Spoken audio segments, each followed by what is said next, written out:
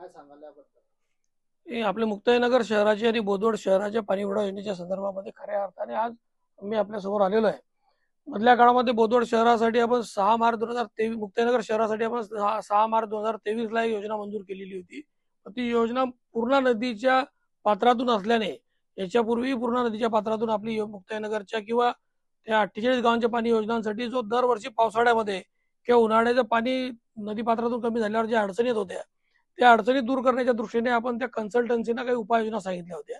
तशा उपाययोजना न होऊ शकल्यामुळे आपण ती ज्या दिवशी योजना मंजूर झाली तिचा रिव्ह्यू घेऊन त्याच्यानंतर मी सरकारला मागणी केली.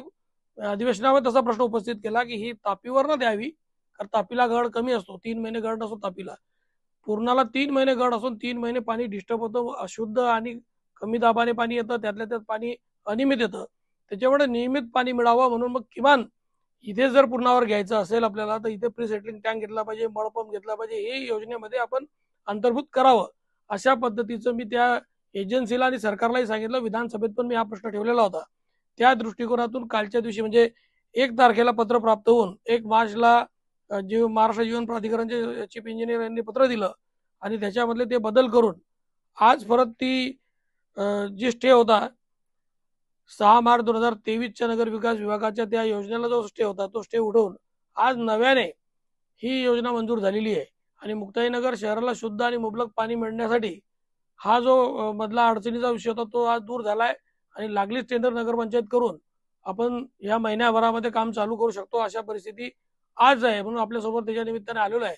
तसंच बोदवडची पाणी पुरवठा जी पाणी योजना आहे त्याच्यातही थोड्याशा अडचणी होत्या, तेही तापीहून आपण घेण्याच्या दृष्टिकोनातून आपण प्रयत्न केलेले होते आणि ते प्रयत्न आपले यशस्वी होत आहे.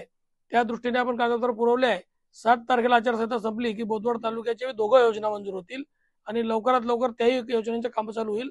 आपण सरकारला विनंती केली की आता योजना जर नगरपालिका टेंडर करणार असेल तर टेंडरचा अवधी हा 21 दिवसाचा न ठेवता कमी दिवसाचा ठेवा, कारण याच 3-4 महिन्यामध्ये ते योजनेचं काम लागून लवकरात लवकर काम कसं होईल आणि लोकांची पाणी टंचाई पासून मुक्तता कशी होईल हा प्रयत्न करण्याच्या दृष्टिकोनातून आपण हा विषय केलेला आहे आणि सरकारने ते मान्य केलेलं आहे.